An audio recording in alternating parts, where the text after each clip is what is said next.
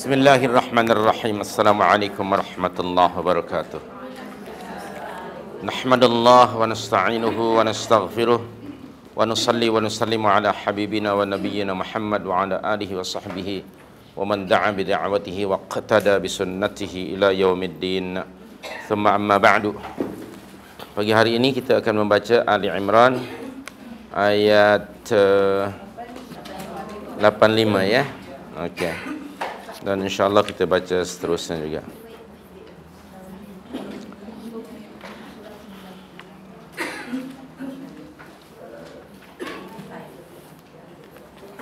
A'udzu billahi minasy syaithanir rajim.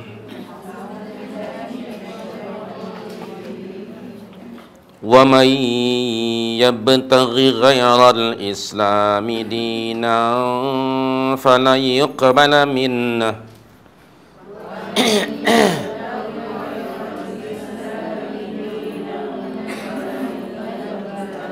فلن يقبل منه وهو في الآخرة من الخاسرين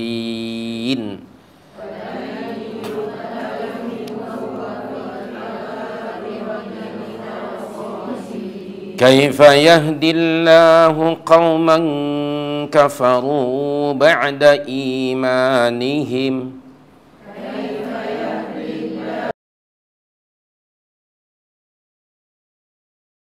وشهدوا أن الرسول حق وجاءهم البينات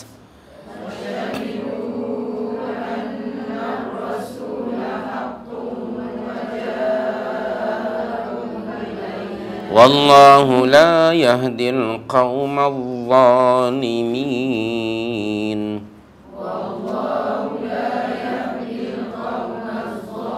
أولئك جزاؤهم أن عليهم لعنة الله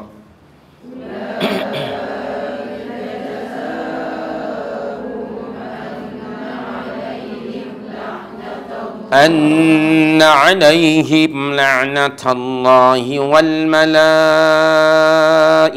والناس أجمعين خالدين فيها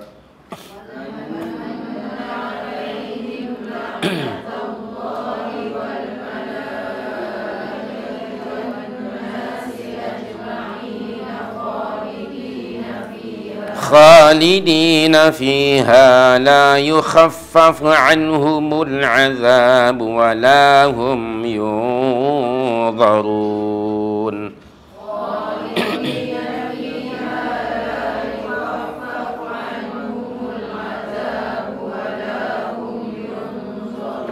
إلا الذين تابوا من بعد ذلك وأصلحوا فإن الله غفور رحيم إلا الذين تابوا من بعد ذلك وأصلحوا فإن الله غفور رحيم إن الذين كفروا بعد إيمانهم ثم ازدادوا كفرا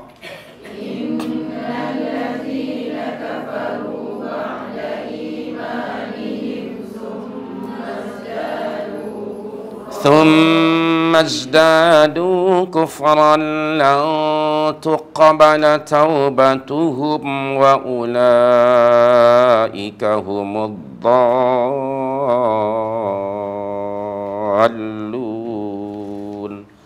ثم ازدادوا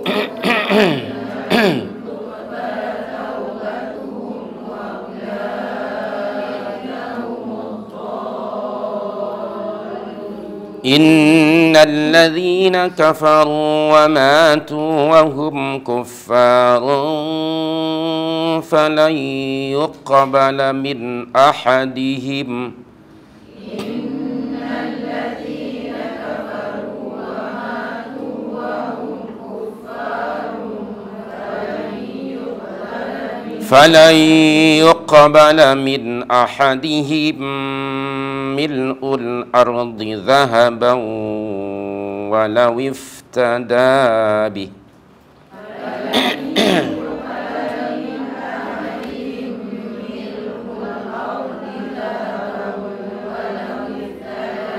أولئك لهم عذاب أليم وما لهم من ناصرين.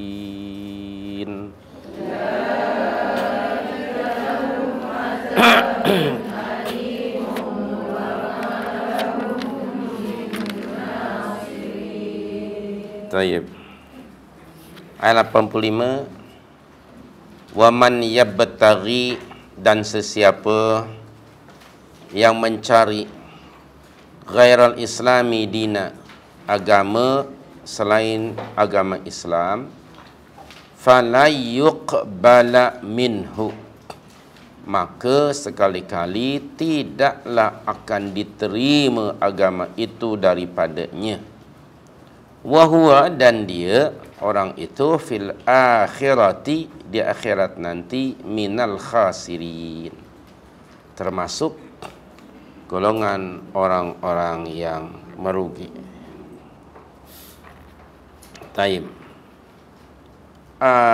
Seorang tabi'in yang namanya Mujahid dan As-Suddi meriwayatkan bahawa ayat ini turun pada seseorang yang namanya Al-Harith bin Suwaid.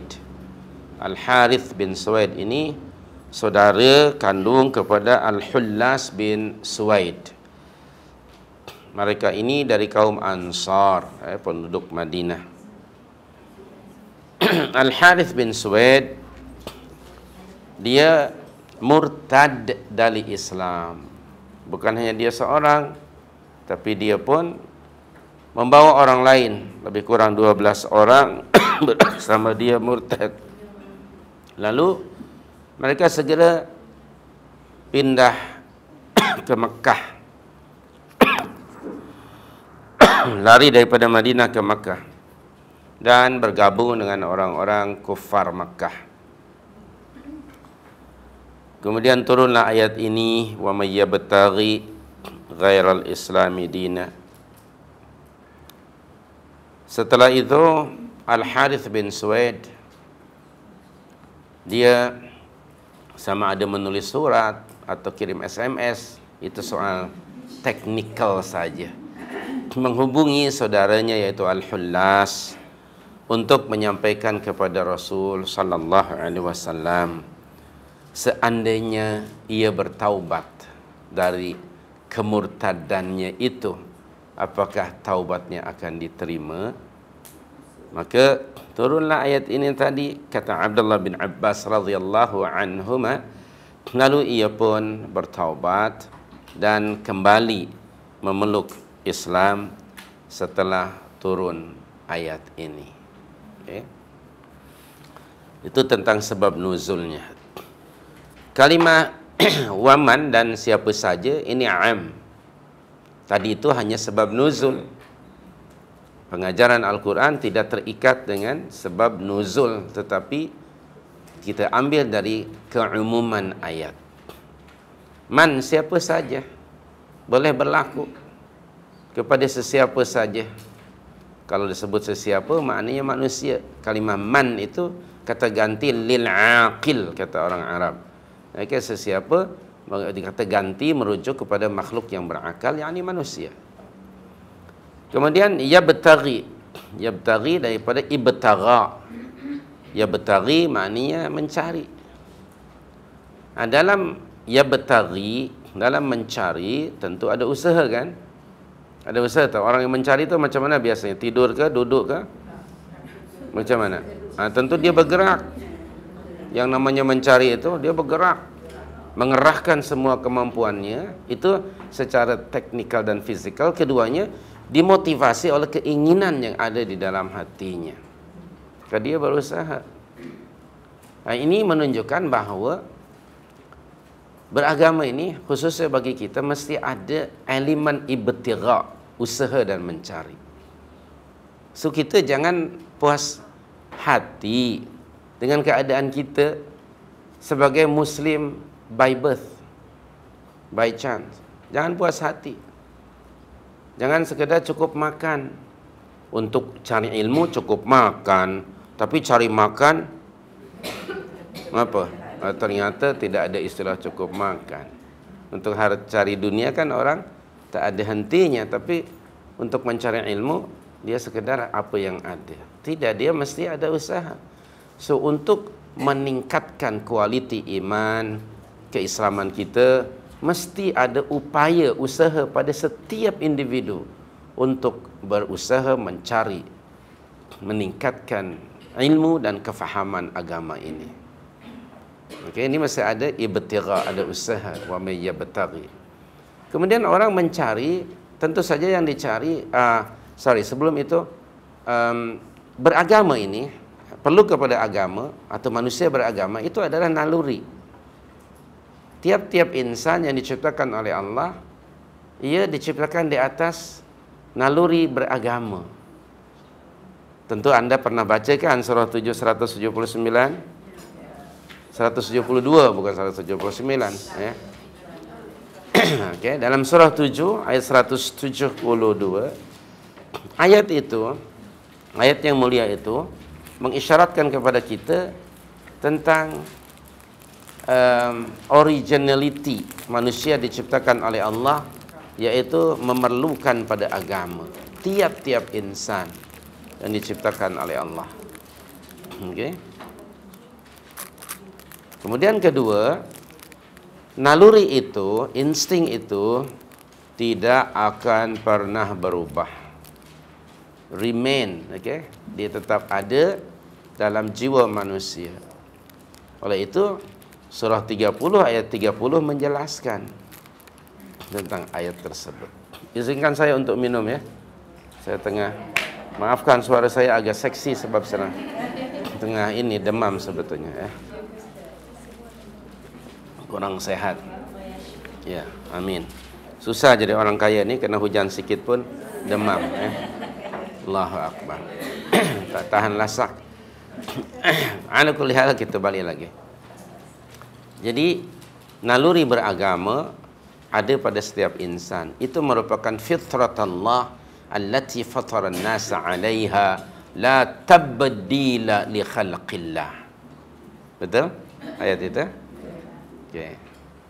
Qauluhu ta'ala bismillahirrahmanirrahim fa'aqim wajhaka lid-dini hanifa fitratallahi allati fatara an-nasa 'alaiha la tabdila li khalqillah dzalika ad-dinul qayyim walakinna aktsaran nasi la ya'lamun. Okey. Kemudian that is why kenapa manusia mencari agama. Semasa atau ketika manusia memperturutkan instingnya, dia perlu pada agama, dia akan mencari. Lalu dalam rangka dia mencari, dia akan ada dua keadaan. Sama ada dia akan menemukan kebenaran, agama yang benar, ataupun sebaliknya, agama yang batil. Jika sekiranya manusia ini tidak mengikuti petunjuk Allah yang disampaikan oleh para Rasul alaihi wassalatu wassalam, maka manusia tidak akan menemui kebenaran. Sedangkan rahmat Allah yang maha luas, Allah menurunkan, Allah mengutus pada tiap-tiap umat seorang Rasul untuk membimbing insting tadi, naluri tadi, agar ia meniti jalan yang benar hingga ia akan menemukan the truth, kebenaran, al-haq itu. Inilah fungsinya Rasul. Tanpa bimbingan Rasul, tanpa ada taufik dari Allah, manusia akan sesat. Kalau Allah berjanji dalam banyak ayat, antara lain yang sudah ada tandanya pada Quran Anda itu, surah 20 ayat 123 dan surah 8 ayat 30. Surah Al-Baqarah ayat 38. Dalam surah Taha 123, Bismillahirrahmanirrahim, di tengah-tengah ayat, fa imma ya'tiyannakum minni huda. Okey. Fa imma ya'tiyannakum minni huda. Demikian di dalam Al-Baqarah 38, fa imma ya'tiyannakum minni huda. Sama ayatnya. Nah, huda ini, petunjuk Allah dari Allah ini dalam dua bentuknya. Yang pertama ialah pengutusan para rasul pada tiap-tiap umat, okey. Yang keduanya, bagi tiap-tiap rasul dibekalkan sebuah kitab yang isinya tentang syariat Allah. Nah, rasul ini diutus pada tiap-tiap umat untuk tadi mengembangkan naluri beragama. Jadi agama yang benar, agama yang hak ialah agama yang datang dari Allah. Maka agama yang datang dari Allah disebut agama samawi. Agama yang benar, petunjuk yang benar, ma ja'a minallah, yang datang dari Allah. Adapun agama-agama yang lain itu dibuat oleh manusia. Ada kalanya ia berasaskan kepada hasil pemikiran, falsafah, budaya, pengalaman hidup manusia. Maka agama-agama selain daripada Islam disebut agama wad'i ataupun ardi. Dia dinisbahkan pada bumi lah ya, buatan manusia, ataupun wad'i wa wad'ain ya, ataupun ardi. Jadi bukan agama samawi. Nah, agama samawi datang dari Allah. Dia dibawa melalui para rasul alaihi wassalatu wassalam, dan bagi tiap-tiap rasul ada kitabnya. Agama samawi mesti ada kitab. Dalam surah 57 yang Anda sudah hafal itu, ayat yang ke-25 sudah disebut di situ. Bahwa bagi tiap rasul itu kami berikan bagi tiap-tiap rasul sebuah kitab. Betul tak? Okay. Wa anzalna ma'ahumul kitab. Jadi inilah. Jadi Anda dari pengetahuan ini untuk membandingkan mana agama yang benar dan agama yang batil. Kalau tanya setiap orang, ahlul batil pun akan mendakwa bahawa agama mereka benar. Jadi harus ada standar di sini yang akan menilai sama ada agama itu benar ataupun hak. Nah, agama yang benar ialah ma ja'a minallah. Ada rasul, ada sebuah kitab, dan agama itu, kitab itu tidak berubah-ubah. Nah, dalam hal ini Al-Quran sejak 15 abad yang lalu hingga hari ini tidak ada perubahan. Dalam surah 15 ayat 9 semua kita pernah baca ayat itu. Surah Al-Hijr ayat 9. Dan ini karakteristik agama yang benar. Dia apa? Tetap tidak berlaku di dalamnya perubahan, penokok tambahan dan interference of manusia. Okey. Inna nahnu nazzalna dzikra wa inna lahu lahafizun. Dan kalau dilihat mana agama yang kitabnya tetap tidak pernah berubah, tidak ada campur tangan manusia, ya agama Islam. Berbanding dengan agama yang dibuat oleh manusia, yang agama-agama itu kadang-kadang dinisbahkan pada founder agama tersebut, maka agama itu dinamakanlah nama dia. Kalau namanya si Buddha, si Gautama Buddha, maka agamanya disebut agama Buddha ataupun orang yang sebut Buddhis. Kadang-kadang agama itu dinisbahkan pada tempat kelahiran the founder of the religion. Orang Kristen menamakan diri mereka Nasara, merujuk pada tempat kelahiran Isa di Nazaret. Di kampung namanya Nasara, maka dinisbahkan ke situ jadi Nasrani. Kadang-kadang dinisbahkan kepada orang yang membawa Yahuda, nama anak tertua dari Nabi Yaqub, maka dinisbahkan pada Yahuda jadi Yahudi. Begitulah agama-agama yang lainnya. Okey, kalau aliran pemikiran pun seperti itu, dinisbahkan kepada siapa orang tersebut. Sementara Islam, nama Islam itu sendiri munazzalun min indillah, diturunkan dari sisi Allah. Jadi bukan dihubung kaitkan dengan siapa pembawa agama itu. Walaupun orang-orang kafir di zaman kita berusaha untuk memanggil Islam ataupun pemeluk Islam sebagai Muhammadian. Mereka fail dalam menamakan muslimin sebagai Muhammadian. Atau barangkali kerana Rasulullah dari Makkah jadi Makkawi umpamanya. Tidak. Atau Madani tak. Mereka gagal. Kerana nama Islam ini bukan baru. Allah memberitahukan pada anda di dalam surah 22 ayat 78. Di tengah-tengah ayat itu Allah berfirman, Bismillahirrahmanirrahim, Huwa sammakumul muslimina min qablu wa fi hadha. Itu surah Al-Hajj 78. Di tengah-tengah ayat. Huwa, dia yakni Allah, sammakumul muslimin, menamakan kamu semuanya orang-orang Islam. Sejak bila? Min qablu, dari dahulu lagi. Wa fi hadza, dan demikian juga di dalam kitab Al-Quran ini. Jadi ini adalah salah satu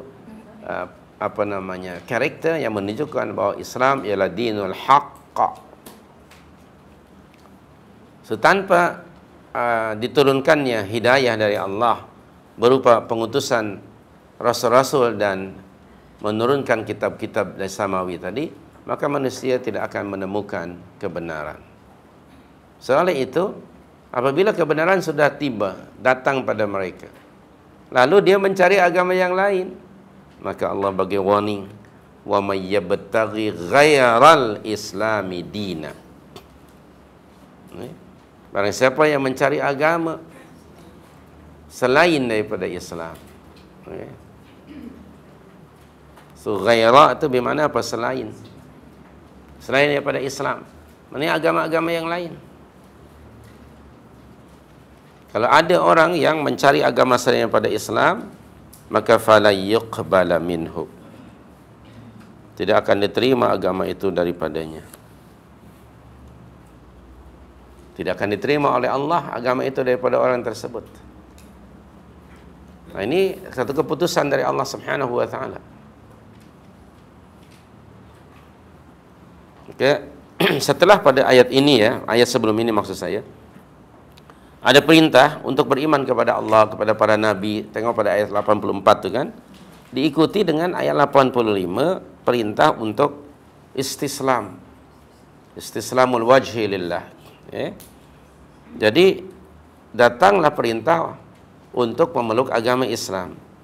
Islam dari sudut bahasa maknanya submission, tunduk, patuh, taat dan menyerah diri sepenuhnya pada Allah.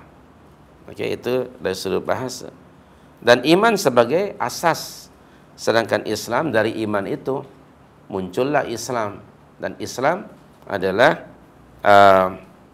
tauhidullah, mentauhidkan Allah dan mengikhlaskan amal atau ibadah lillahi wahdahu la syarikalah, serta tunduk dan patuh pada syariat Allah. Itu kalimat Islam. Jadi setelah iman mesti diikuti dengan Islam. Islam ialah kepatuhan yang tidak berbelah bagi dan sikap iltizam atau komitmen terhadap syariat Allah.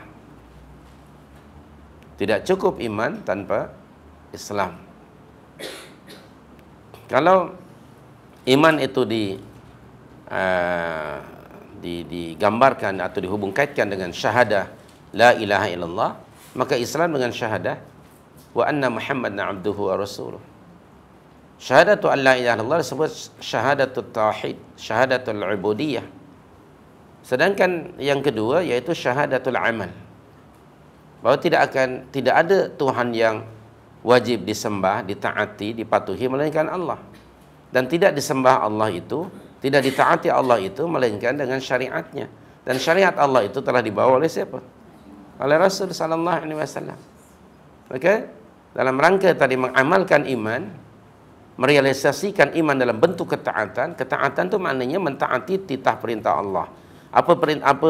Perintahnya dibuat, larangannya ditinggalkan. Dia mesti mencontohi apa yang dibuat oleh Nabi sallallahu alaihi wasallam. Jadi Islam merupakan buah ya, hasil daripada adanya iman yang solid, iman yang benar, iman yang hak, barulah datang Islam. So oleh itu orang-orang yang mendakwa dirinya Muslim sementara tidak ada sikap ketundukan, kepatuhan pada titah perintah Allah, maka dakwan itu palsu sebenarnya. Dan mereka belum lagi dikira sebagai orang mukmin. Iman dengan Islam itu tidak dapat diasingkan. Dia interrelated. Kalaupun ada misalnya di dalam surah 49 ayat yang ke-14, itu baru hanya sekadar mengucap syahadatain. Okay. Nah, orang-orang Badui mendatangi Rasul, qalatil a'rab amanna qul lam tu'minu walakin qulu aslamna walamma yadkhulul iman fi qulubikum. Okey. Kemudian dari ayat itu nampak ya semacam pemisahan itu antara iman dengan Islam. Karena seseorang itu dikira sebagai muslim apabila ia mengucap syahadatain. Bila diucapkan dua kalimat syahadat, dia muslim. Nabi SAW ada menyebut dalam mafhum sebuah hadis, la ilaha illallah miftahul jannah. Okey, kalimah la ilaha illallah kunci syurga. Kunci syurga. Kemudian walikulli miftah asnanun. Bagi tiap kunci itu ada giginya. Okey. Nah, apabila kunci itu sudah ada giginya, tengok ini. Ini ada giginya. Barulah boleh digunakan untuk membuka pintu. Sekiranya tak ada gigi, dia lurus saja. Bolehkah ia digunakan untuk membuka pintu? Tentu tidak. Tidak cukup dengan mengucap la ilaha illallah tanpa istislamul wajhi, tanpa Islam. Jadi Islam itu kunci, gigi-giginya Islam, giginya agama ini. Maksudnya apa dia? Mesti diikuti dengan amal. Dengan al-khudu' wal-inqiyad, tunduk, patuh, taat, menyerah diri dan mengikuti segala apa yang ditetapkan oleh Allah Subhanahu wa taala. Nah, ini dengan syariatnya itu. Nah, barulah seseorang itu dia sempurna menjadi seorang mukmin yang muslim. Jadi tak boleh diasingkan itu. Dari surah 49 ayat 14 tadi, para ulama ada yang mengatakan bahawa tidak setiap muslim itu mukmin, tapi setiap mukmin itu muslim. Itu mereka mengatakan seperti itu. Padahal hakikatnya ya, dia tidak dapat diasingkan antara iman dan Islam. Dan Nabi menyatakan mafhum sebuah hadis, la imana liman la amala lahu. Tidak ada iman tanpa beramal. La imana liman la ta'ata lahu. Tiada iman tanpa ketaatan. La imana liman la amanata lahu. Tak ada iman tanpa amanah, sikap amanah. La imana liman la ahda lahu. Tak ada iman bagi mereka yang tidak memenuhi janjinya. Sementara dalam riwayat yang lain mafhumnya antara lain, tidaklah mencuri seorang pencuri itu ketika ia mencuri ada iman dalam dadanya. Kalau ada iman dia mencuri tak? Tidak mungkin. Okay? Tidaklah akan si peraswah dan penerima rasuah itu menerima rasuah ketika menerimanya itu ada iman. Jadi iman itu kan restrain dia daripada berbuat kejahatan. Baik. So, kita balik lagi di sini bahawa ini perintah untuk istislam. Maka barang siapa yang mencari dinan selain daripada dinul Islam, fala yuqbala minhu. Sekali-kali lan itu lin nafyi wal istiqbal. qat'an, pasti, ya, sekali-kali pasti tidak akan diterima dari orang-orang yang mencari agama selain daripada Allah Subhanahu wa taala. Dan yang keduanya, bila tidak diterima lalu ia mati dalam keadaan seperti itu, na'udzubillah, apa yang akan berlaku di akhirat nanti? Wa huwa fil akhirati minal khasirin. Dan ia di akhirat nanti akan termasuk orang-orang yang merugi. Satu kerugian yang amat sangat, yakni serius, mutlak dan besar, yang tidak ada lagi baginya masa untuk menebus kerugian tersebut. Kenapa dia merugi? Karena dia telah meniti satu jalan, satu sistem yang bukan datang dari Allah. Satu sistem kehidupan bukan datang dari syariat Allah Subhanahu wa taala. Itu bagi orang non-muslim. Bagi kita dalam kurungan muslim, yang dimaksud dengan Islam yakni ialah ittiba'ur rasul. Dalam melaksanakan ketaatan, sama ada menjalankan perintah Allah atau meninggalkannya, mesti mengikuti apa yang telah dicontohkan oleh Rasul sallallahu alaihi wasallam. Itu bagi orang muslim, mesti meniti jalan itu. Apabila ada orang yang mengambil jalan dalam beragama ini, beragama Islam, tidak seperti mana yang dicontohkan oleh Rasul, maka ia akan termasuk ke dalam golongan orang yang diancam oleh Nabi sallallahu alaihi wasallam dalam sebuah hadis yang masyhur selalu kita baca, hadis riwayat Imam Muslim, Imam Ahmad, daripada Aisyah binti Abu Bakar radhiyallahu anhuma, yang Rasulullah menyatakan, man amila amalan laisa alaihi amruna fahuwa raddun. Itu hadis 40 Nawawi kan, nombor berapa, 6 ke. Barang siapa yang beramal, mengamalkan suatu amalan yang bukan daripada urusan agama kami ini, bukan dari ajaran Rasul, maka amalannya itu mardud, maknanya ghairu maqbul, tidak diterima. Fala yuqbala minhu, tidak akan diterima daripadanya. So, man amila amalan di sini dalam arti kata amalan itu Islam, pelaksanaan daripada iman, yaitu beramal. Maka barang siapa mengamalkan, melakukan suatu amalan yang bukan daripada ajaran agama ini, amalan yang dimaksud ialah dalam urusan agama, bukan aktiviti duniawiyah, itu tidak akan diterima daripada orang itu. Karena disebut tadi raddun, yakni bermakna mardud. Hadis yang kelima ya, dalam hadis 40 Nawawi, fahuwa raddun. Ada dua di situ, bahkan ada satu lagi, man ahdatha fi amrina ma laysa minhu fahuwa raddun.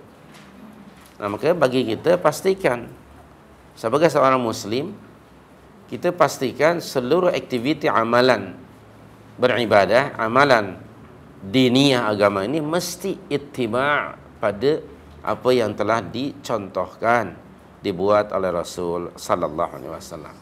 Kalau tidak, maka amalan itu akan mardud, okey, akan tertolak. Kemudian kenapa orang ini wahwa minal khasirin? Sudah disebut tadi bahawa secara instingly manusia itu diciptakan oleh Allah di atas fitratut tauhid. Oleh itu Nabi sallallahu alaihi wasallam ada menyebut di dalam hadis yang juga sangat masyhur yang diriwayatkan oleh Abu Ya'la. Hadis ini juga Imam At-Tabrani, Imam Al-Baihaqi, sumbernya daripada Al-Aswad bin Sari' radhiyallahu anhu. Dia berkata, katanya Rasulullah sallallahu alaihi wasallam telah bersabda, kullu mauludin yuladu 'alal fitrah. Tiap-tiap bayi yang dilahirkan itu dilahirkan di atas fitrah. Yang tadi kita rujuk surah 7 172 dan surah 30 ayat 30. Maka bila anak itu lahir, fa abawahu, terserah kedua ibu bapanya lah yang akan mencorakkan anak itu. Sama ada kedua ibu bapanya itu akan mencorakkan anak itu yuhawwidanihi, dipengaruhi pada agama Yahudi, au yunassiranihi, ataupun yakni menjadikan budak itu, mendidik, membesarkan anak itu dalam sistem dan agama Nasrani, Kristian, au yumajjisanihi, ataupun dalam agama Majusi, agama musyrik, agama syirik yang lainnya. anak itu akan ikut saja pada environment di mana ia membesar. Jadi dari hadis ini bahawa setiap orang itu yuladu 'alal fitrah. Maka apabila ia keluar daripada fitrah itu dengan mencari din selain pada Islam, maka tidak akan diterima agamanya itu selama-lamanya. Dan keduanya, dan dia termasuk minal khasirin, termasuk orang-orang yang merugi. Wa'iyadzubillah. Maksud merugi itu tidak beruntung lah, merugi di akhirat. Na'udzubillah min dzalik. Yani kemana dia? Mendapat azaban syadida, azaban aliman dari sisi Allah Subhanahu wa taala. So, Islam adalah agama yang akan menyelamatkan manusia daripada azab. Agama yang akan membawa manusia ila siratillahil mustaqim, ila najah, pada kejayaan, keberuntungan dan keselamatan. Salah satu makna Islam bermakna selamat. Jadi kalau nak selamat, ikutilah ma anzalallah, apa yang diturunkan Allah Subhanahu wa taala dan apa yang telah ditunjukkan oleh Nabi sallallahu alaihi wasallam. Tentu saja setiap orang ingin selamat, bukan? Setiap orang. Apapun juga nama orang itu tidak mestinya namanya selamat. Nah, itu nama aja, belum tentu dia selamat. Tiap-tiap orang ingin selamat hidupnya, terutamanya di akhirat. Nah, jalan untuk menuju keselamatan itu justru sudah diturunkan, dijelaskan melalui penjelasan para Rasul alaihi wassalatu wassalam. Dan Al-Quran ini diturunkan justru untuk menunjukkan orang ila siratal mustaqim. Dalam surah Yasin yang Anda semua sudah hafal, di awal surah Yasin, wal Qur'anil Hakim innaka laminal mursalin, kemana? Ala siratal mustaqim. Ala siratal mustaqim. Itulah jalan yang selamat. Ikuti Al-Quran, wal Qur'anil Hakim innaka laminal mursalin, ikuti Rasul. Pasti kamu akan menemui as-sirat al-mustaqim, jalan yang selamat dunyawiyan wa ukhrawiyan. Hanya itu, tidak ada jalan yang lain. Jalan-jalan yang lain fatafarraqu bikum an sabili, di dalam surah 6 153 kan. Okay. Bismillahirrahmanirrahim. Wa anna hadza sirati mustaqima fattabi'uhu. Kemudian wala tattabi'us subul fatafarraqa bikum an sabili dzalikum wassaqum bihi la'allakum tattaqun. Very clear. Okey, ayat ini amat sangat jelas lagi nyata. Tayyib. Nah, sesiapa yang salaka tariqan, siapa yang meniti jalan selain pada Islam, selain daripada apa yang telah disyariatkan oleh Allah Subhanahu wa taala, maka tidak akan diterima daripada orang itu di akhirat dan dia termasuk orang yang merugi. Rugilah hidupnya, Selama dia hidup, dia meniti jalan yang membawa kepada kerugian, na'udzubillah min dzalik. Oleh itu, sebagai seorang muslim, kita mesti menghubung kaitkan semua aktiviti kita ini dengan kehidupan di akhirat. Jadi jangan jangan sekedar buat dan melakukan sesuatu. Kita mesti menghubung kaitkan dengan kehidupan akhirat. Apakah kita akan termasuk dalam kelompok orang-orang al-muflihun, yang berjaya, al-faizun, yang beruntung, atau al-khasirun, yang merugi? Dua saja. Ada yang al-faizun, ada yang khasirun. Okay. Kalau nak mendapatkan fauzan azimah, keberuntungan yang besar, ya ikutilah jalan yang telah dijelaskan oleh Rasulullah SAW. Kalau keluar dari jalan itu, maka menuju al-khasarah, kerugian. Dan tidak ada kerugian yang lebih teruk daripada keadaan manusia nanti di akhirat, di mana agamanya dan amal aktivitinya tidak diterima oleh Allah. Na'udzubillah min dzalik. Ada satu ayat di dalam surah Az-Zumar, ya. Kalau anda baca surah 39 ayat yang ke-15, surah 39 Az-Zumar 15. Bismillahirrahmanirrahim. Apa bunyi ayatnya?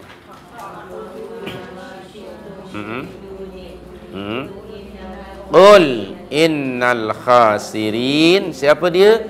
Alladzina khasiru anfusahum wa ahlihim ala yaumil qiyamah. Ala dzalika huwal khusranul mubin wal iyadzu billah. Okay. Buatlah apa juga yang kamu nak buat. Pilihlah mana-mana jalan. Tetapi katakanlah wahai Rasul, bagi tahu pada manusia, qul innal khasirin. Sesungguhnya orang-orang yang khasirin, yang merugi itu, siapa dia? Alladzina khasiru anfusahum wa ahlihim. Orang-orang yang merugikan diri mereka dan keluarga mereka. Kemudian apa berikutnya? Pada hari kiamat nanti kan, yaumul qiyamah. Bukan kerugian di sini. Mungkin kerugian di dunia ini adalah masa untuk menebus kerugian itu, untuk menutup kerugian itu. Tetapi di akhirat tak ada lagi masa. Itulah orang yang disebut alladzina khasiru atau al-khasirin, alladzina khasiru anfusahum wa ahlihim pada hari kiamat. Dan itulah ala dzalika huwal khusranul mubin. Wa na'udzubillah. Kita berlindung kepada Allah dari termasuk orang-orang yang khasirin. Jadi selalu difikirkan, apakah yang hendak saya ucapkan ini membawa kepada keberuntungan atau kerugian? Apa yang saya buat ini, aktiviti saya hari-hari ini, apakah membawa keberuntungan, kejayaan, atau sebaliknya pada khasarah? Jadi bukan just simply cakap dan buat.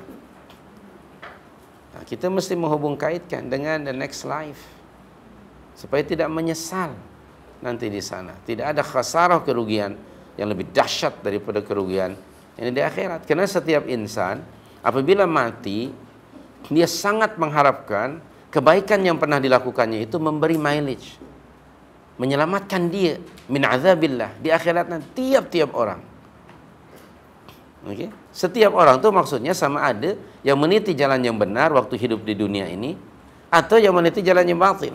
Sama ada memilih Islam atau agama yang lain, semua orang mengharapkan ingin selamat. Tapi harapan itu mesti berasaskan kepada reality, proof and evidence. Bukan hanya khayalan, bukan hanya amani, khayalan, tapi mesti berasaskan kepada bukti, data dan fakta. So, kalau nak selamat, nak berjaya, ikuti ma anzalallah. Apa yang Allah turunkan, apa yang ditontonkan oleh Nabi, pasti kamu akan selamat. Okay? Sebaliknya, barang siapa yang keluar daripada manhaj itu, dia pasti termasuk dalam kelompok khasirin. Na'udzubillah min dzalik, ya. Jadi rupanya untung dan rugi bukan semata-mata dalam kehidupan di dunia ini sahaja. Selama ini kan kita memahami itu kan, untung dan rugi itu hanya di sini. Dalam urusan itu pun urusan bisnis, tidak dihubung kaitkan dengan untung rugi dalam meniti kehidupan. Padahal untung dan rugi bukan semata-mata dalam urusan perniagaan, dalam semua perkara.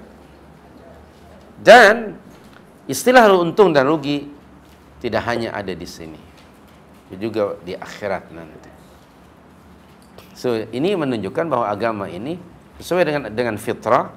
Dan agama ini agama yang mengajar kita satu konsep kehidupan yang syumul, komprehensif, and interrelated. Kita tidak boleh diasingkan. Ini urusan duniawiyah, ini ukhrawiyah. Tak. Dia saling berhubungan antara keduanya. Seorang akan beruntung ataupun khasarah di akhirat sangat bergantung kepada apa yang dia buat di sini. Seperti kata Ali radhiyallahu anhu, di dunia yang ada hanya aktiviti dan amalan. Tidak ada jaza, tidak ada balasan. Di akhirat sebaliknya, ada jaza, tidak ada amal. Maka orang-orang yang khasarah akan menyesali diri. Mereka akan menyesali diri. Tapi penyesalan itu sudah too late. Antaranya mereka mengatakan, "Lau kunna nasma'u aw naqilu, ma kunna fi ashabis sa'ir."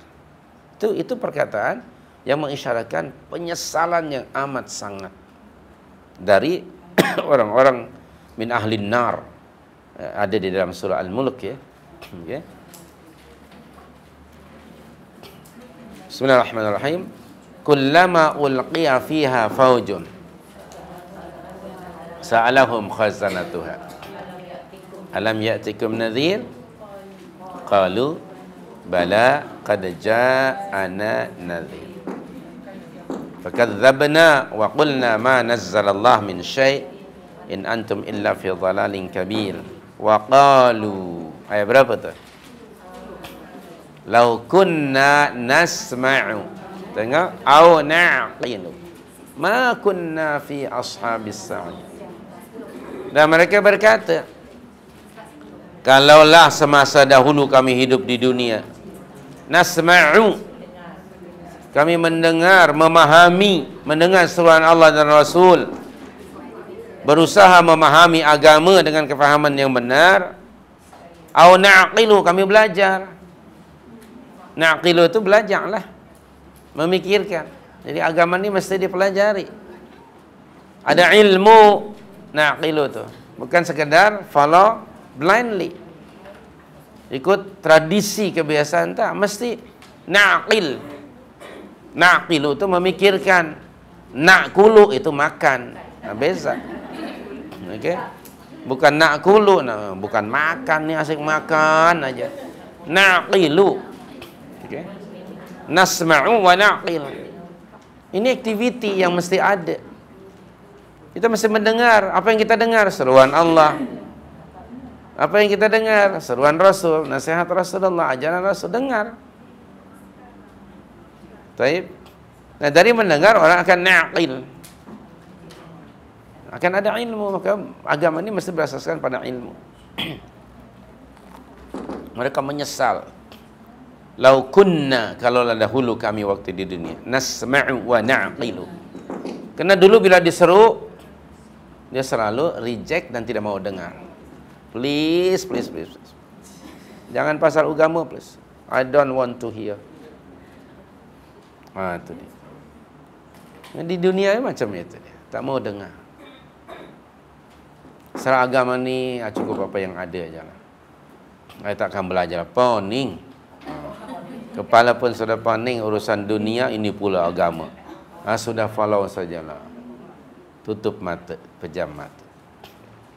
Kalau di dunia macam itu, jadi akhirat dia menyesal. Akhirnya mereka berada dalam kerugian. Kerana dalam azab yang pedih, na'udzubillah. Ma kunna, apa katanya? Lau kunna nasma'u aw na'qilu, ma kunna fi ashabis sa'ir. As-sa'ir nama neraka yang menyala-nyala. Lalu fa'tarafu bidzambi. Mereka mengiktiraf. Di akhirat ini semua orang akan transparan, telus. Tidak akan ada yang berdusta. Fa'tarafu bidzambihim. Mereka mengiktiraf dosa-dosa mereka. Masa di dunia ada orang yang mengiktiraf bahawa ia sedang melakukan dosa atau berbuat dosa. Pada amnya tidak. Okey, bila dia ingat apa dosa apa, dia kata ini dosa apa? Tak berdosa lah. Begitu. Saya tidak minum arak, saya hanya menjaga di kaunter aja. Hanya sebagai cashier. Dia tidak merasa dosa. Saya tak makan babi, tapi ada saham dalam syarikat babi. Itu orang kadang-kadang tidak sedar. Ya, orang tidak menyadari keadaan itu. Jadi mereka menyesal, tapi too late lah. Di dunia orang tidak mengiktiraf dosa, di akhirat akan mengiktiraf. Tetapi pengiktirafan itu sejujur manapun tidak memberi faedah kepada mereka. Malah semakin menyesal. Oleh itu segera dikutuklah. Fasuhqan li ashabis sa'id. Na'udzubillah min dzalik. Jadi kita mesti mengikuti ma syara'a Allah, apa yang disyariatkan oleh Allah Subhanahu wa taala. Dan tidak ada agama yang diridhai oleh Allah melainkan Islam. Anda sudah hafal surah 5 ayat 3. Allah berfirman di tengah-tengah ayat, wa raditu lakumul islam madina. Tengok, wa raditu lakumul islam madina. dan aku telah ridha. Okey, aku telah ridha Islam sebagai agama bagi kamu. Tidak ada agama yang diridhai melainkan Islam. Kita pernah baca surah 3 ayat 19, innad dina 'indallahil Islam. Jadi manhaj mengikuti manhaj nabawi diperakui oleh Allah. Siapa yang keluar dari manhaj itu, dia tidak akan diakui oleh Allah. Maka pastikan dalam kita ini menjalankan syariat Allah, mesti mengikuti apa yang dicontohkan oleh Rasul. Manhaj nabawi itu. Jika tidak, na'udzubillah, maka fil khasarah, dalam kerugian. Na'udzubillah min dzalik. Tayyib. Kemudian ayat yang ke-86. Ada apa-apa pertanyaan ayat 85 tu? Tak ada ya, tak ada pertanyaan. Tayyib. Ayat yang ke-86, kaifa yahdillahu qauman. Bagaimana Allah akan memberi petunjuk pada satu kaum kafaru ba'da imanihim, yang kafir sesudah mereka beriman. Wa syahidu, dan mereka mengakui anna rasul haqqa, bahawa Rasul itu sallallahu alaihi wasallam benar-benar Rasul Allah yang hak, yang benar. Wa ja'ahumul bayyinat, dan keterangan-keterangan pun telah datang kepada mereka. Wallahu la yahdil qaumadh zalimin, dan Allah tidak memberi petunjuk kepada orang-orang yang zalim. Baik. Ayat 86 dan selanjutnya ini penjelasan dari Allah Subhanahu wa taala tentang beberapa jenis orang kafir. Ada beberapa jenis orang kufar ya. Sebab turun ayat yang ke-86 ini, Imam An-Nasa'i, juga Ibn Hibban dan Al-Hakim, semoga Allah merahmati mereka, meriwayatkan hadis yang bersumber dari Abdullah bin Abbas radhiyallahu anhuma. Dia berkata bahawa ada seorang dari kaum Ansar aslama, dia memeluk Islam, kemudian ia murtad, na'udzubillah. Lepas murtad dia menyesali diri, menyesal dia keluar daripada Islam. Lalu dia pun mengutuslah seseorang atau beberapa orang di kalangan kawan-kawan dan kaumnya untuk menemui Rasul sallallahu alaihi wasallam dan bertanya kepada Rasulullah. Saya dahulu Muslim, bagi tahu pada Rasul, ya Rasulullah, si fulan ini dahulu dia Muslim, kemudian dia murtad, tapi sekarang dia menyesal dia keluar daripada Islam. Nah, tolong tanya kepada Rasulullah, halli min taubah. Okey, apakah saya boleh bertaubat? Jika saya bertaubat, apakah Allah akan menerima taubat saya? Begitu pertanyaan orang tadi. Lalu disampaikanlah oleh mereka kepada Rasul, dan turun ayat 86 ya. Kaifa yahdillahu qauman kafaru ba'da imani. Ya, itu yang pertama. Sementara ada sebab nuzul yang kedua,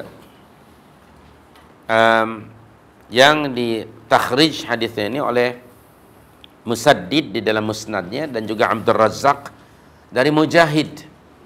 Mujahid tokoh seantara tokoh-tokoh tabi'in. Dia berkata, ada seseorang yang namanya Al-Harith bin Suwaid.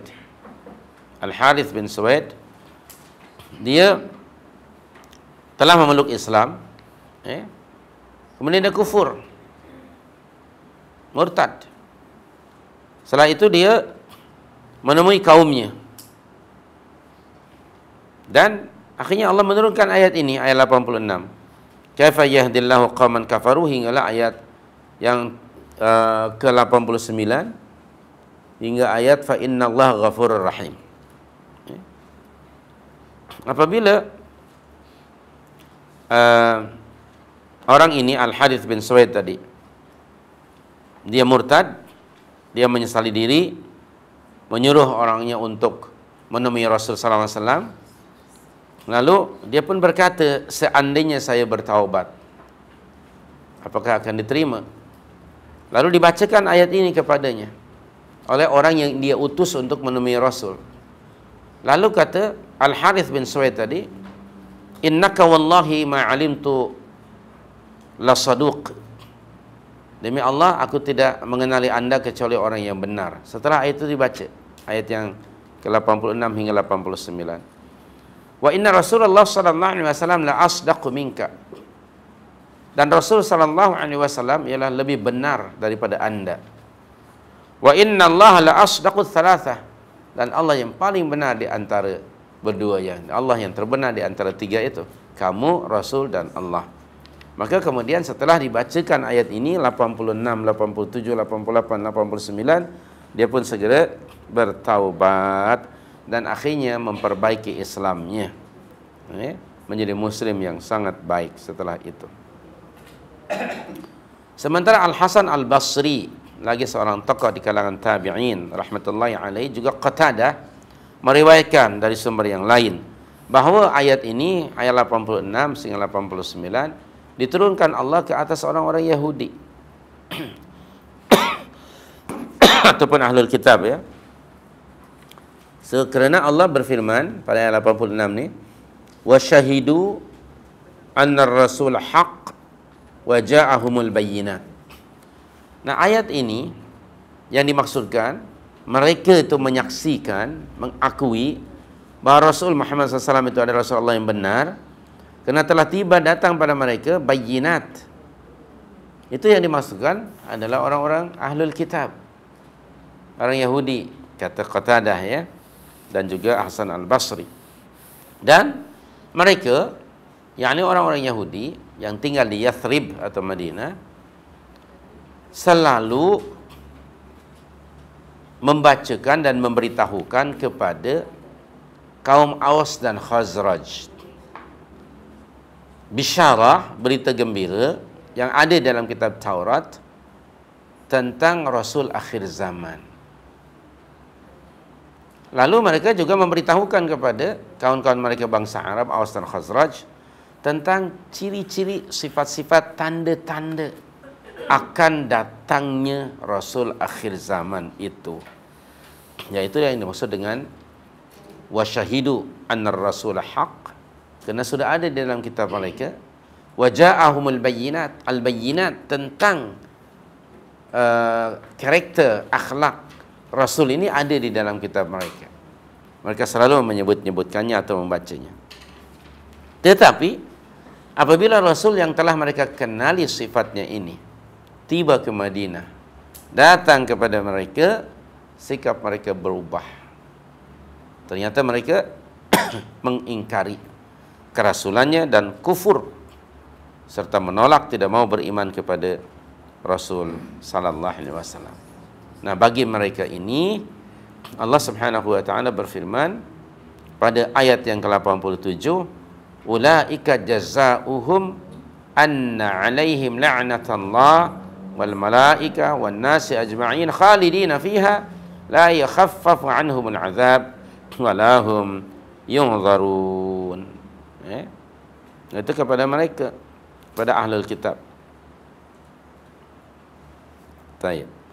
Kerana mereka, seperti mana Allah bagi tahu dalam surah Al-Baqarah 146 yang sudah kita baca sebelum ini, alladzina atainahumul kitab ya'rifunahu kama ya'rifuna abna'ahum.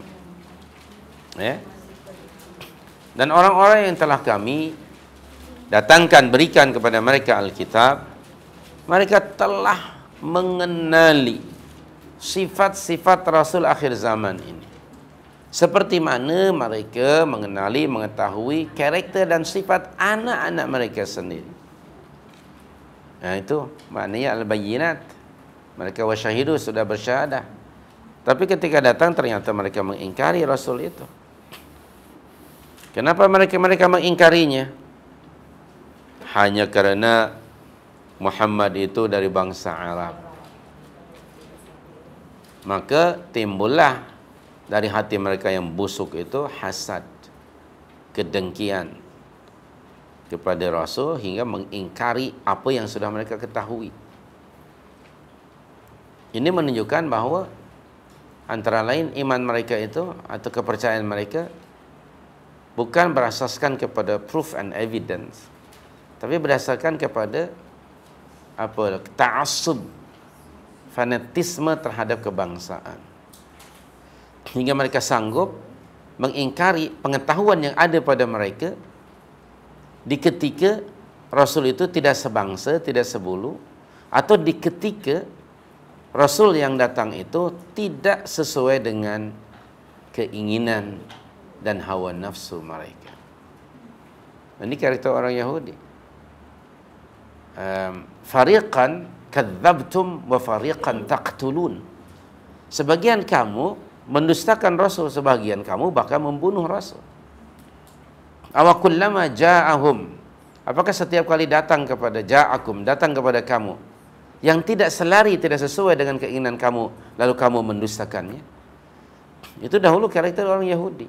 Maknanya mereka beragama, agama itu mesti mengikut kehendak mereka, tidak mereka yang ikut pada agama.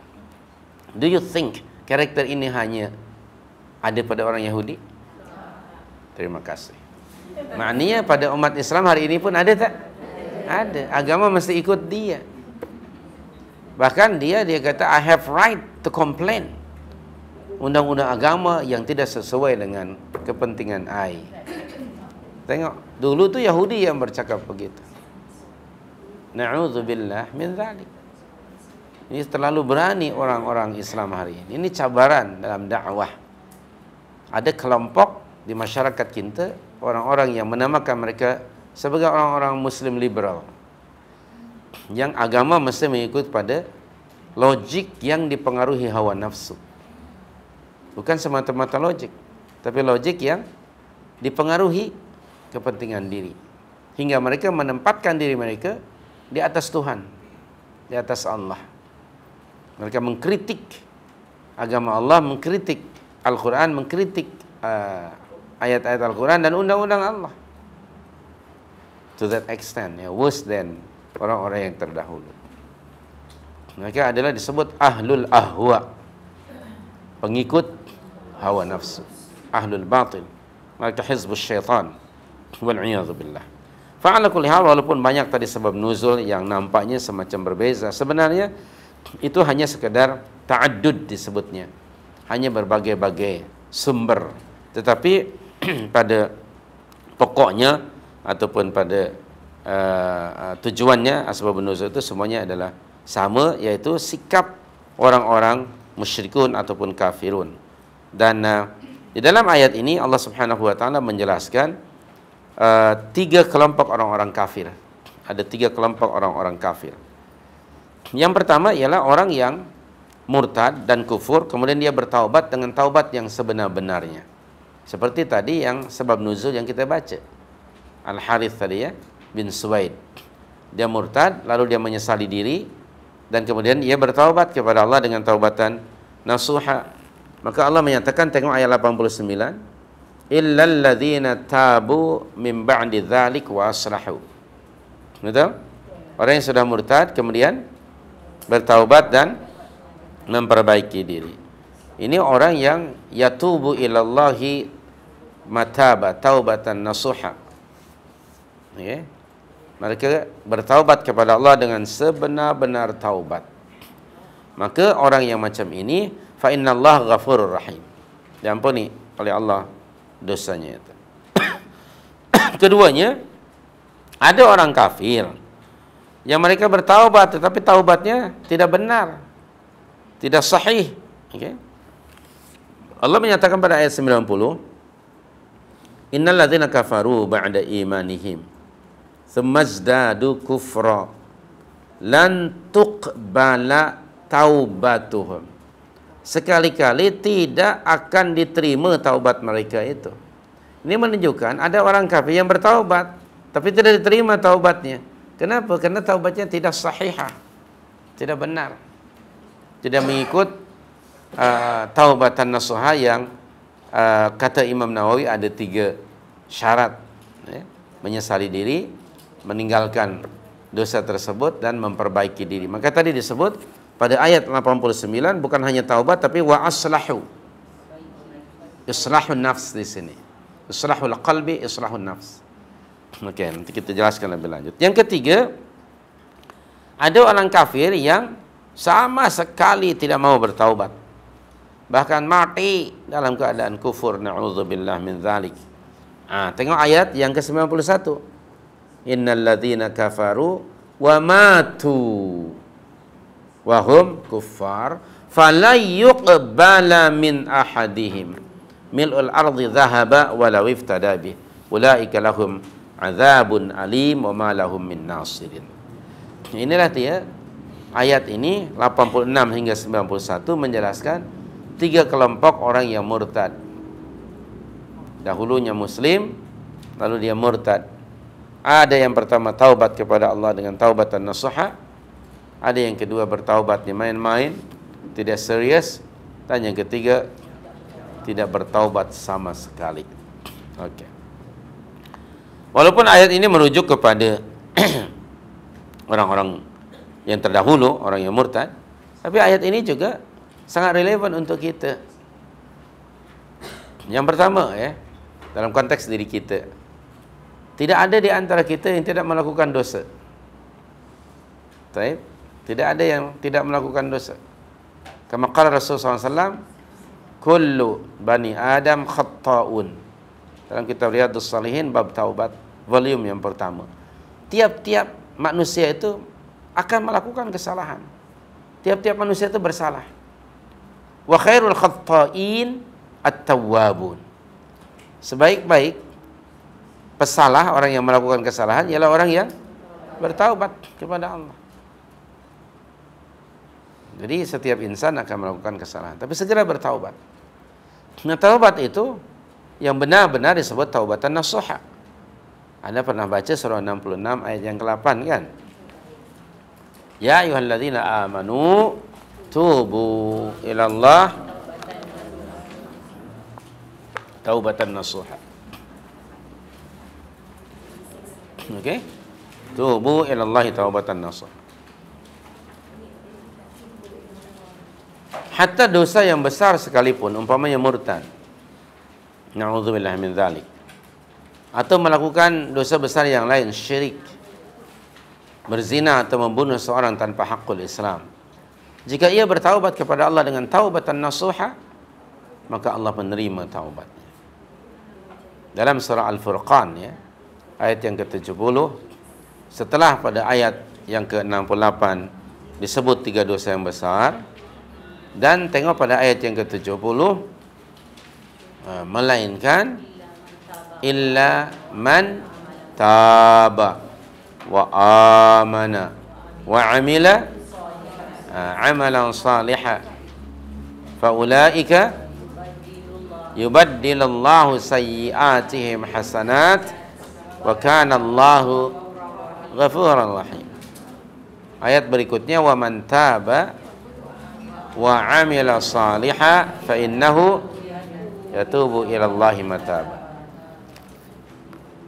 Itu ada dosa, tiga dosa besar. Menduakan Allah pada ayat 68 kan? Walladzina la yad'una ma'allahi ilahan akhar. Kedua, membunuh orang tanpa hakul Islam. Dan yakni walladzina la yad'una ma'allahi ilahan akhar wa yaqtuluna an-nafsa allati harrama Allah illa bil haqq wa la yaznun wa la yaqtuluna an-nafsa allati harrama Allah wa la yaznun. Tiga dosa besar. Kalau itu dilakukan, yalqa athama yudha'af lahu al-'adzabu yaumal qiyamah wa yakhlud fihi muhana illa ayat 70. Itu maknanya diterima taubatnya. Man taba taubatan nasuha, tentu. Man taba taubatan nasuha.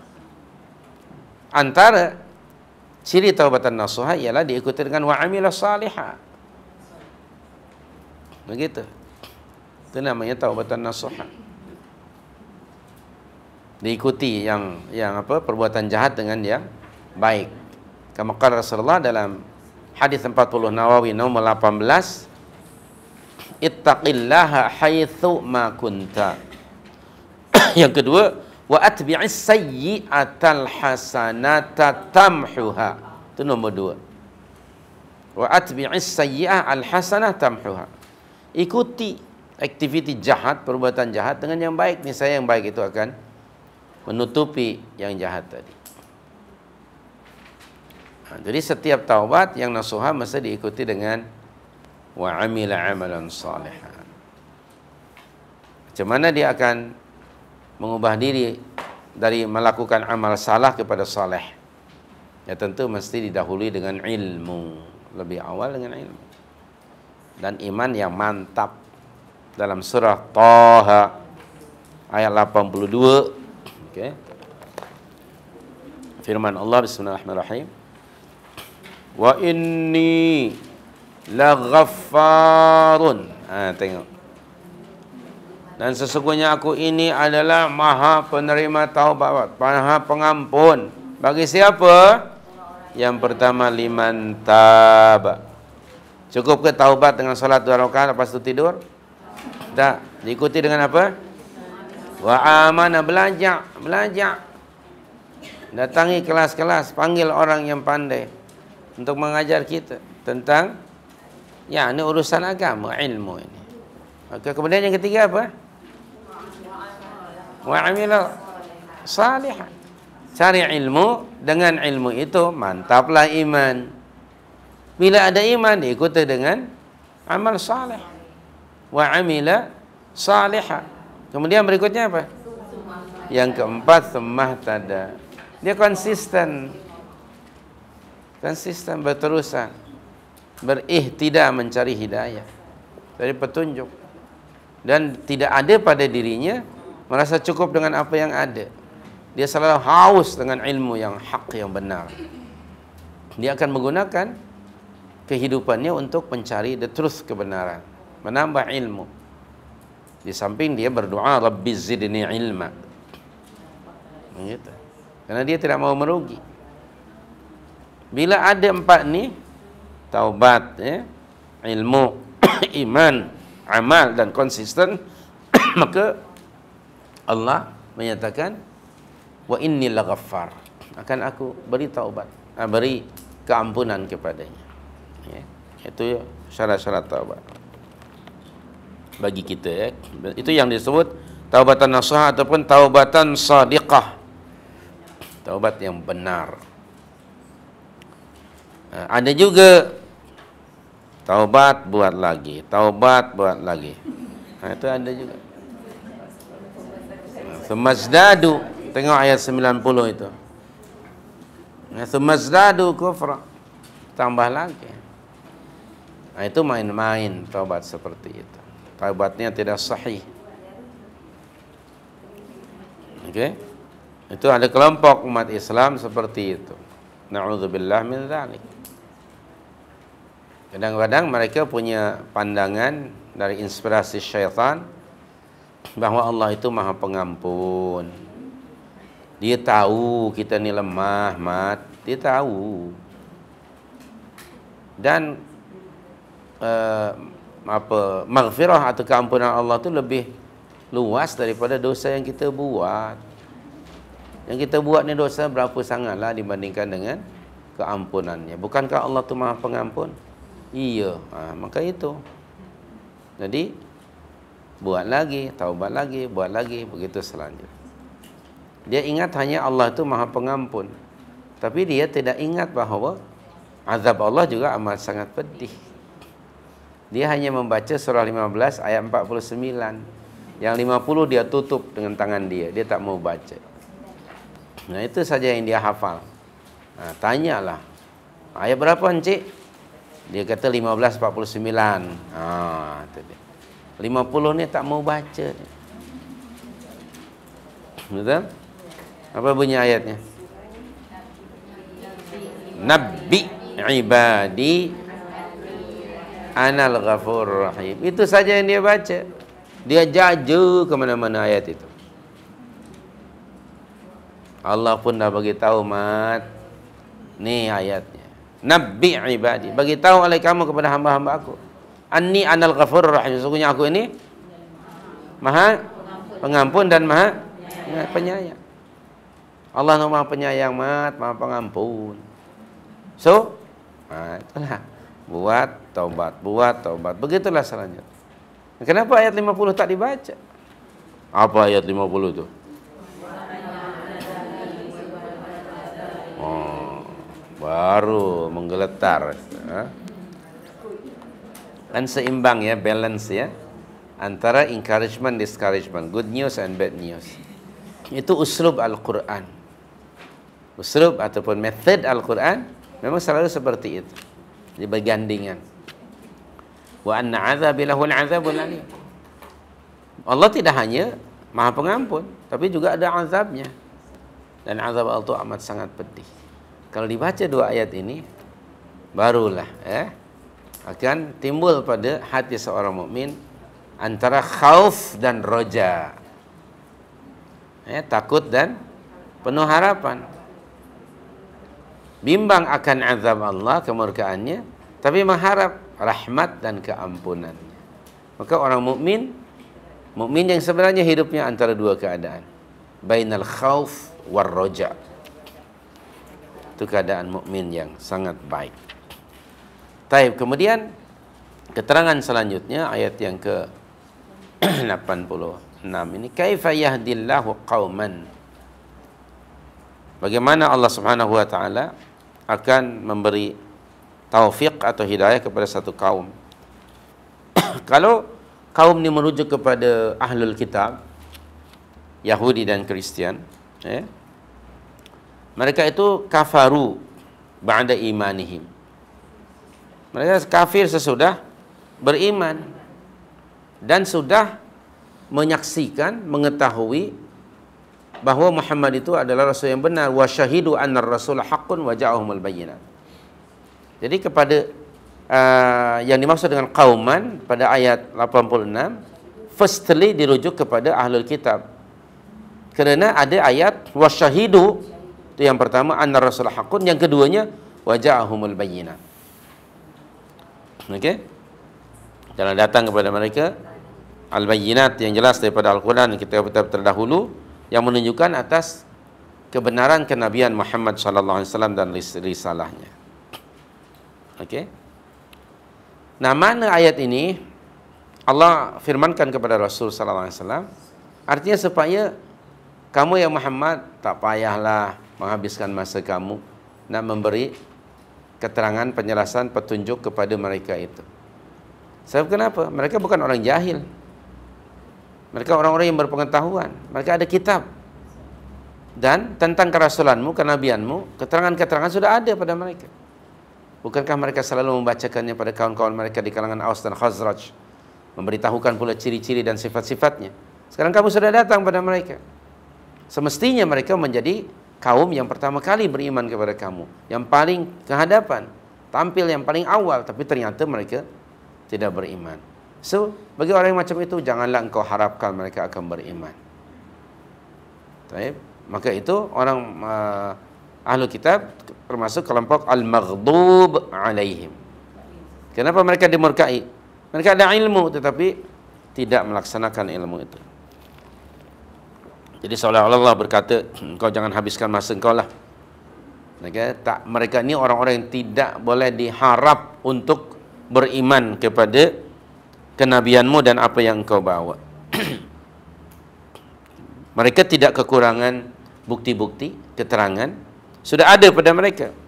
Tetapi sengaja mereka tidak mau beriman dan kufur kepada kamu hanya kerana semata-mata kamu itu tidak sebulu, tidak sebangsa dengan mereka. Nah, itu salah satu karakter buruk orang Yahudi, yaitu fanatik pada kebangsaan. Hari ini disebut nasionalisme. Itu memang salah satu di antara ajaran atau pegangan orang Yahudi. Ta'assub, fanatik pada kebangsaan. Sebelum umat ini dijajah, kecuali menurut profesor tak pernah dijajah, umat Islam ini dahulu sebelum ini ya, di bawah kepimpinan kerajaan Uthmaniyah di Turki, Empire Ottoman orang putih kata. Dia dihancurkan sekitar tahun 1924, baru saja. Dahulunya mereka bersatu. Dahulu umat ini menamakan diri mereka sebagai muslimin. Sekalipun geographically mereka tinggal berbeza-beza tempatnya. Sebagai bukti, di Mekah ada orang-orang yang berasal dari Nusantara. Al-Falembangi, Al-Maidani, Al-Pinengi, Al-Kelantani, Al-Fatani, Ar-Rambawi, okay? Misalnya Al-Beraki, ramai. Bukan begitu? Ramai di sana. Barangkali ada di antara Anda masih ada family di sana. Ketika itu mereka ke Mekah tidak bawa paspor, tidak bawa visa. Betul tak? Ada paspor, ada visa? Tidak. Mereka bebas. Muslim itu di mana ada umat Islam itulah negaranya. Dan sangat welcome, ya akhi, tafadhal. Assalamualaikum, khalas. Anta akhuna fid din. Walaupun kalanya berbeza. Ketika itu, dan mungkin ada datuk nenek moyang Anda datang ke sini pakai tongkang dari Jawa. Okay, mungkin jalan pakai tongkang dari Jawa, dari Sumatera, bukan begitu? Mungkin ada Al-Bugisi di antara Anda. Mungkin ada orang daripada Bugis. Al-Acehi, mungkin keturunan Aceh. Okay. Banyak sekali datang, terutama dari di pantai barat ini. Johoriyun dan Selanggoriun ramai dari sana. Perak dari Sumatera, Johor dari Jawa, saya pun Jawa. Coba tanya kepada datuk. Tuh, dahulu datang ke sini pakai visa tak? Ada paspor tak? Subhanallah. Tidak ada. Kenapa? Ini negara kamu, muslim dengan muslim. Dan orang Melayu banyak terdapat di negara lain. Kalau Anda pergi ke Sri Lanka, itu ada orang yang darah Melayu. Anda pergi ke Cape Town di Afrika, ada orang darah Melayu. Di UK, di mana saja orang Melayu. Bahkan ada di Suriname ke apa? Itu subhanallah. Saya waktu di pondok, waktu itu saya cuti balik, naik kereta kuda di Jawa, Jawa Timur, dengan budak-budak yang bagi saya asing mukanya. Sebab saya sudah senior waktu itu, kata, siapa budak ni? Saya cakap bahasa Indonesia, dia tak faham. Cakap bahasa Inggris, dia tak faham. Bahasa Arab tak faham. Bila saya cakap bahasa Jawa, malah faham. Mas tiang pundi? Saya kata, dari mana Anda? Dia kata, dari Suriname. Saya terperanjat. Dari Amerika. Walaupun Amerika, tapi Jawa. Jawa Amerika. Jawanya. Begitu. 5 orang waktu itu. Subhanallahil karim. Rupanya dari Suriname itu. Maka waktu itu saya sudah form 5, dia datang belajar di pondok itu. Rupanya ajdaduhum, datuk nenek moyang mereka ialah orang Jawa yang dibawa Belanda ke sana di kebun tebu dan segala macam. Profesor Dr. Hamka rahmatullahi alaih di dalam tafsir Al-Azhar ketika menjelaskan surah Al-Baqarah juzuk yang kedua itu, memulai juzuk kedua, tahwilul qiblah, ayat yang ada hubung kait dengan pembedaan qiblat. Setibanya di Suriname, beliau dijemput untuk ceramah, terperanjat. Kerana masjid mereka semua menghadap ke barat. Padahal mereka mestinya menghadap ke timur kan, kerana Suriname itu di utara kan. Terperanjat, kenapa kamu? Ini kiblatnya masih ke barat saja. Tidak ke timur, mestinya ini ke timur. Kita kan orang Jawa, Pak. Kami kan orang Jawa. Orang Jawa mesti menghadap ke mana? Ke barat. Iya, kalau kamu di Jawa. Sekarang kamu tuh di Suriname. Jadi kejawaannya begitu. Totok. Sampai kiblat pun ada kiblat Al-Jawi. Aduh, kacau betul. Alhamdulillah Profesor Hamka datang ke sana. Entah berapa generasi menghadap selama ini kiblat yang salah. Ke Jawa. Astagfirullah. Mudah-mudahan Allah menerima ibadah mereka. Barulah masjid itu dipusing. Ya ilahi. Saya teringat kalau di Madinah ada masjid qiblaten, di Suriname pun ada. Di Suriname pun ada majlis qiblaten, masjid qiblaten. Itu saya terbaca, nanti Anda rujuk kita tafsir Al-Azhar ya. pengalaman beliau. So, saya tertawa membacanya. Subhanallah. Itu ta'assub betul kejawaannya itu. Pak, anu kulihal bahawa menarik pada buku kita atau pada tafsir ini, yakni bagi orang-orang Yahudi karena fanatik terhadap kesukuan, kebangsaan, hingga mereka sanggup mengingkari kebenaran yang ada pada mereka.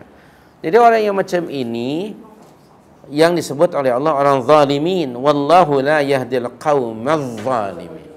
Dan Allah sekali-kali tidak akan memberi petunjuk pada orang-orang yang menzalimi diri mereka sendiri. Apa maksudnya bagi ahlul kitab menzalimi? Yakni mereka tahu kebenaran, ada ilmu pada mereka, tapi mereka sengaja turn away from the truth dan meninggalkan ilmu yang bukti-bukti yang ada pada mereka hanya kerana sebab fanatik pada kebangsaan. Ini karakter Yahudi. Nah, hari ini pun ada di kalangan umat Islam yang tidak sedar dipecahkan oleh musuh-musuh Islam. Dari satu negara dahulu dipecah belah, divide and rule kan. Maka Nusantara yang dahulunya satu negara dipecah. British kata, okey, aku ambil ini. Belanda, engkau di sana. Portugis, engkau ambil sini. Spain, engkau ambil sini. Semua orang Kristen. Macam kek, ya, yang dipotong, dibelah oleh mereka sesuka hati. Lalu ditimbulkan fanatisme terhadap kebangsaan, yang hari ini disebut nasionalisme. Maka ada orang di kalangan umat Islam bangga dirinya sebagai seorang nasionalis. Nasionalis tulen, ni orangnya. Huyu. Bangga dia, nasionalis tulen. Pejuang-pejuang kebangsaan. Diganti termnya itu, bukan memperjuangkan agama Allah. Lalu akibatnya umat Islam sekarang negaranya terpecah-pecah. Anda nak pergi ke Mekah harus ada visa. Okey, dan Anda nak pergi ke Jawa sekarang, nak carilah keturunan Anda di sana harus bawa visa dan paspor. Duka cita, dahulu tidak ada berlaku. Siapa yang memisahkan kita? Tentulah musuh-musuh kita. Okey? So, ulaika, mereka itu orang-orang yang zalimin. Di dalam surah 63 ada satu ayat yang ujungnya yaitu wallahu la yahdil qaumadz zalimin. Ayat yang ke berapa? Ke-6 ke ke-7, tengok di situ Qul ya ayyuhalladzina hadu. Okey. In za'amtum annakum apa?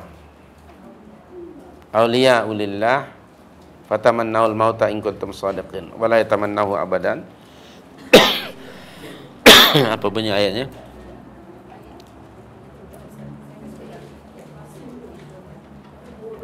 Di hujung ayat wallahu la yahdil qaumadz zalimin, ada tak? Ada lagi wallahu alimun bil zalimin. Hujung ayat ke berapa tu? Okey. Tengoklah ke-5 ke ke-6 ke ke-7 ke, tengok.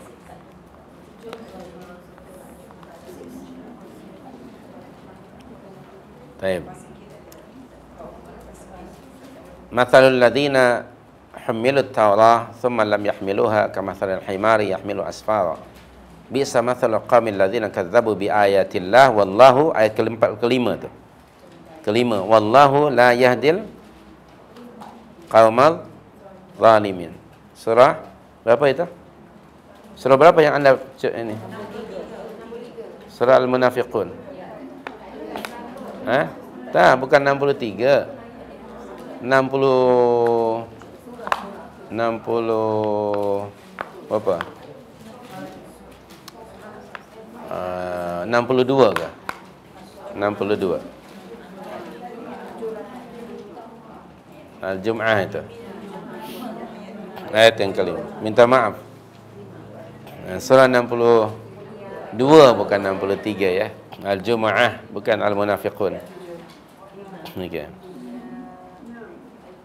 Baik. Qul ya ayyuhalladzina hadu in kuntum in za'amtum annakum awliya'u lillah fatamannawul maut in kuntum shadiqin wa la yatamannahu abada bima qaddamat aydihim wallahu alimun bil zalimin. Sebelumnya wallahu la yahdil qaumadz zalimin. Orang yang zalim yakni ahli kitab. Baik. Nah, bagi kita hari ini, kita rujukan pada diri kita lah. Al-Quran sudah datang secara teorinya memang amin. Realitinya Al-Quran sudah dilengkapkan, kita pun sudah punya Al-Quran. Dah tahu pula agama kan. Tapi ada tadi antara umat Islam yang justru turn away from the truth. Tidak mau, kalau tidak murtad pun, dia tidak mempraktikkan. Ramai kan di kalangan umat Islam? Itu orang-orang yang zalim. Dan ini menunjukkan antara lainnya di dalam surah 3 ayat yang ke-86 ini sudah menjadi sunnatullah bahawa Allah tidak akan menghukum atau mengazab seseorang atau sesuatu umat hingga datang kepada mereka al-bayyinat, Rasul dan juga keterangan-keterangan. Ini ketetapan Allah. Maknanya tidak mendahulukan judgment, tapi mendahulukan explanation melalui lisan Rasul dan bayyinat. Itu ketetapan, itu sunnatullah. Di dalam surah 17 ayat yang ke-15 di tengah-tengah ayat di situ Allah berfirman, "Wa ma kunna mu'adzibin." Ada tak? "Wa ma kunna mu'adzibin hatta nab'atha rasula." Okey. Pengajaran bagi Anda kalau Anda berdakwah, okey, dahulukan keterangan-keterangan, penjelasan-penjelasan yang datang dari Allah dan Rasul. Jelaskan kepada orang ramai. Kewajiban kita ialah tabyin, taudih, menjelaskan, menerangkan tentang agama Allah ini berasaskan kepada Al-Quran dan Sunnah. Bila sudah sampai keterangan-keterangan ini, jika ada orang yang reject, barulah Anda buat judgment atau warning. Itu kesimpulannya. Jadi jangan mendahulukan judgment sebelum menyampaikan penjelasan dan keterangan. Ini penting untuk kita fahami dalam konteks dakwah. Kerana kadang-kadang ada mungkin orang, terutama anak muda yang baru kenal, dia ada hamasa semangat. He like to judge others just because berlainan dengan dia. Padahal dia belum menyampaikan keterangan. Maka itu sebagai pendakwah harus mendahulukan al-bayan sebelum al-tahkim, sebelum judgment. Nah, itu bagi kita. Nah, setelah kebenaran datang lalu dia oppose keterangan itu, barulah ada ancaman yang keras dari Allah kepada mereka seperti itu. Umpamanya dalam surah 4 115, itu di antaranya lah. Nah, barulah ada ancaman. Bismillahirrahmanirrahim. Wa may yushaqiqir rasul, ada kalimah mim ba'di ma tabayyana lahul huda. Itu kata kuncinya. Mim ba'di ma tabayyana lahul huda. Setelah apa? Setelah jelas kebenaran sampai kepada dia lalu dia yushaqiq, barulah ada ancaman. Nuwallihi ma tawalla, yang keduanya wa nuslihi jahannam. Nah, ini juga kaedah, sampaikan dahulu al-bayyinat, al-huda, baru Anda buat judgment. Salah satu kegagalan di antara faktor kegagalan dakwah, pendakwah ini mendahulukan judgment daripada explanation. Orang akan lari. Kadang-kadang judgementnya nampak begitu keras. Okey, dipandang oleh orang lain begitu keras. Padahal Allah menyuruh Rasulnya untuk tidak ada sifat harsh kepada orang ramai. Dalam surah 3 ni ayat 159, Allah menegur Rasul. Dan ini antara akhlak para pendakwah, mesti ada akhlak ini. Dalam surah 3 159. Okey. Fabima rahmatin minallah linta lahum. Walau kunta, apa dia? Fadhan, itu yang pertama. Kedua apa? Ghalidhal qalbi. Apa yang akan berlaku? Lari dari kamu. Lan fadlu min hawlik. Tengok, ini Rasul yang mendapatkan ayat. Karena sebab rahmat dari Allah, akhirnya kamu menjadi manusia yang punya akhlak mulia, yaitu apa? Lemah lembut. Jika sekiranya kamu apa? Fadhan itu apa? Sekiranya kamu bersikap keras, ghalidhal qalbi, very harsh, kesat pula bahasa. You like to judge others. 159. Ya. Surah 3 159. Ada tak? Ya. 159. Sama ada saya tersasul atau telinga anda yang tersasul. Dia 159. 159. Taib, fabima rahmatin minallah lintalahum walau kunta fadhan. Jika sekiranya kamu apa fadhan? Bersikap keras. Ghalidhal qalbi. Hatinya pun keras. Bercakap kasar, kesat. Hati kamu, you like to judge others. Lari mereka dari kamu. Lan faddu min hawlik. Seharusnya sebagai pendakwah, fa'fu anhum. Dahulukan itu. Maafkan kesalahan mereka. Kenapa? Karena kamu belum menjelaskan kepada mereka. Maafkan mereka. Wasfah. Berlapang dada. Inilah sifat seorang da'i. Maka kita ni seharusnya punya sifat itulah ya. Dan saya secara pribadi lah dari dahulu, walaupun sudah 20 tahun, menempatkan diri saya berada di Makkah, belum di Madinah. Apa dia? Explanation. Kenapa? Saya pun dahulu jahiliyah juga. I was also one of them. So why should saya judge orang kampung? Nah, saya mesti buat explanation. Dengan explanation orang nanti mungkin akan membuat perbandingan. Biiznillah Allah akan memberikan taufik. Tapi kalau datang ke sana bawa bulldozer, saya bulldoze semua orang. Maka nama bukan Safwan tapi Hadwan. Okay. Maka saya dahulukan my name is Safwan. Okay. Begitu. Bukan Hashwan, bukan Hadwan. Okay. Tapi Saf. Nah, itu. Ini dalam dakwah.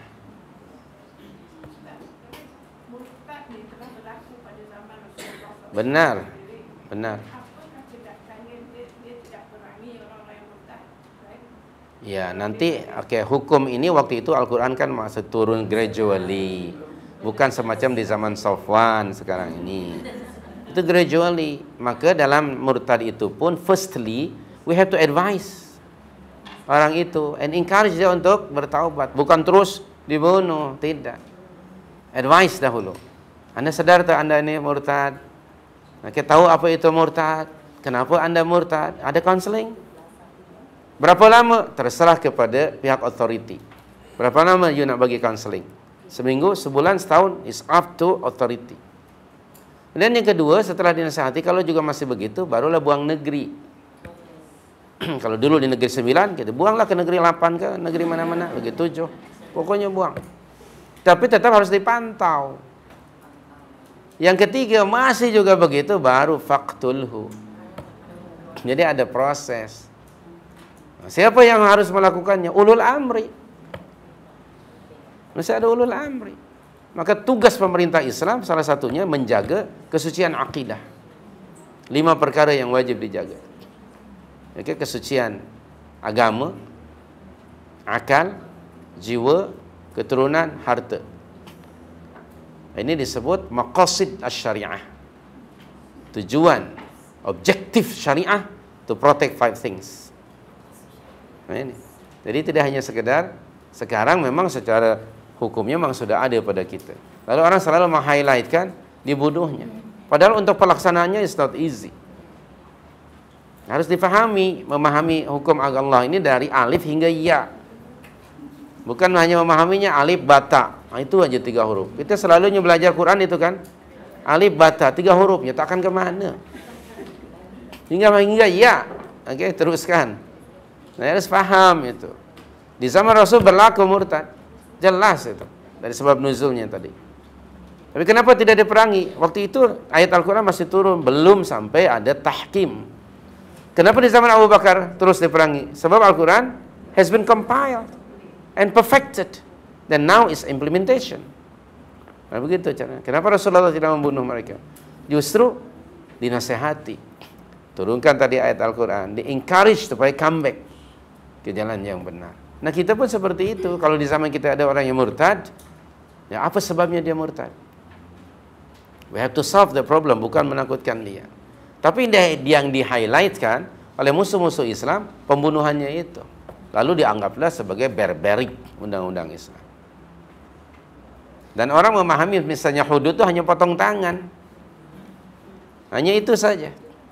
Padahal ada potong hidung, potong telinga, ada juga. Gigi dengan gigi kan, hidung dengan hidung, telinga dengan telinga. Dia ingat hanya tangan aja. Lalu di-highlightkan. Media massa dikuasai oleh musuh Islam.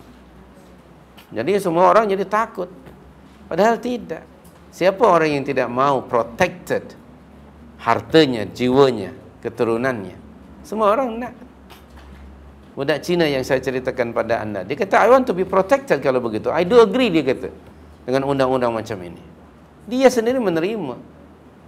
Tapi dia belum Islam lah. Setelah saya menggunakan pendekatan yang sesuai dengan dia kata, kalau begitu, dia kata, I will support hudud. Saya katakan nanti dulu brother, you must Muslim dahulu. Okay? Islam iman dahulu, baru nanti Islam. Nah, kita jelaskan kepada dia. Orang, sebab kenapa? Yakinlah agama Islam ini, agama fitrah tadi kita sebut, sesuai untuk seluruh manusia. Cuman caranya, macam mana nak marketkan produk yang baik ini. Okay? Itu di situ. Kita tidak mampu memarketkan.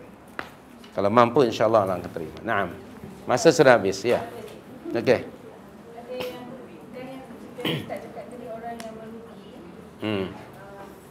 Itu sama dengan yang AKP 103. Ya. 103. Ya. Same. Dalam konteks amalan, banyak. Jadi khasarah itu ada khasarah dari sudut akidah, ada khasarah dari sudut amalan. So, terima kasih, ini saja dahulu, nanti kita akan sambung biiznillah. Subhanaka Allahumma bihamdik. Asyhadu an la ilaha illa anta astaghfiruka wa atubu ilaik. Hari Rabu cuti ya, hari Rabu public holiday. So, selamat bercuti.